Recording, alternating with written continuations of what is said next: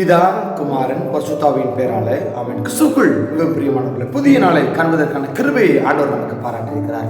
இந்த நாளில் கூட ஆண்டவர் நமக்கு உணர்த்திய இறைவார்த்தை, அது பிலிப்பியர் அதிகாரம் 4வது அதிகாரத்தில் 5வது வசனம். உங்கள் சாந்த குணம் எல்லா மனுஷருக்கும் தெரிந்திருப்பதாக கர்த்தர் சமீபமாய் இருக்கிறார். எல்லாரும் ஆமென் சொல்லலாமா? ஆமென். ஆம், கிறிஸ்துவுக்குள் மிகவும் பிரியமானவர்களே, இங்கே அருமையாக பவுல் குறிப்பிடுகிறார், உங்களுடைய சாந்த குணம், நம்மளுடைய சாந்த குணம் எல்லா மனுஷருக்கும் தெரிந்திருப்பதாக. அப்ப நம்மளுடைய இரக்க குணம், நம்மளுடைய சாந்தம், நம்மளுடைய அமைதியான குணம், அதுதான் எல்லா மனுஷனுக்கும் தெரிஞ்சிருக்கணும். ஆனா நம்ம என்ன செய்கிறோம்? நம்மளுடைய சாந்த குணம் எல்லாருக்கும் தெரியணும்னு நினைக்கிறோமா? இல்லை என்று சொன்னால் நம்மளுடைய கோபம் தெரியணும்னு நினைக்கிறோமா? டக்குன்னு சொல்லிடுவாங்க, அவன் ரொம்ப கோபக்காரன்பா, அவன் ரொம்ப கோபப்படுவான், அவன் அப்படிதான் அதிகமா பேசக்கூடியவன், அப்படி சொல்லியிருக்கிறாங்க எல்லாரும் நம்மள. அப்படித்தானே? யாராவது ரொம்ப சாந்தமான மனிதன், யார் என்ன சொன்னாலும் அதை ஏற்றுக்கொண்டு அமைதியாக கடந்து சென்று விடுவான் என்று சொல்லி யாராவது சொல்லி நம்ம கேள்விப்பட்டிருக்கிறோமா? நம்மை பற்றி யாராவது அப்படி சாட்சி கொடுத்திருக்கிறாங்களா? சிந்திக்க அழைக்கப்படுகிறோம். கிறிஸ்துவுக்குள் மிகவும் பிரியமானவர்களே, நான் என் குணத்தை மாற்றி நான் அழைக்கப்படுகிறேன். ஆண்டவர் எனக்குள்ளாக வருகின்ற பொழுது அந்த சாந்தம், அந்த ஒரு அமைதி என்னை ஆளுகை செய்யும், என்னை வழிநடத்தும், என்னை பலப்படுத்தும். ஆம், பவுலும் அப்படிதான். அதிகாரம் உடையவராக இருக்கின்ற பொழுது எல்லா மனிதரும் தன்னுடைய ஆளுகைக்கு கீழ்ப்படுத்தி துன்பப்படுத்தினார். ஆண்டவர் பவுல்கிட்ட பேசினாரு, மனம் மாறினார் பவுல். அப்பொழுது அவர் ஆண்டவருக்குள்ளாக மாறுகின்ற பொழுது அவருடைய சாந்த குணம் எல்லாரும் கண்களுக்கு முன்பாக அது தெரிந்தது.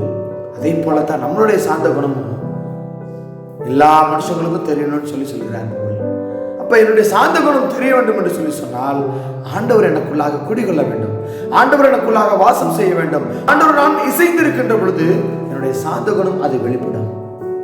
கர்த்தருக்குள் நான் எப்பொழுதும் சந்தோஷமாக இருக்கிற பொழுது, கர்த்தரோடு இணைந்து நான் சந்தோஷமாக இருக்கின்ற பொழுது என்னுடைய சாந்த குணம் அது வெளிப்படும்.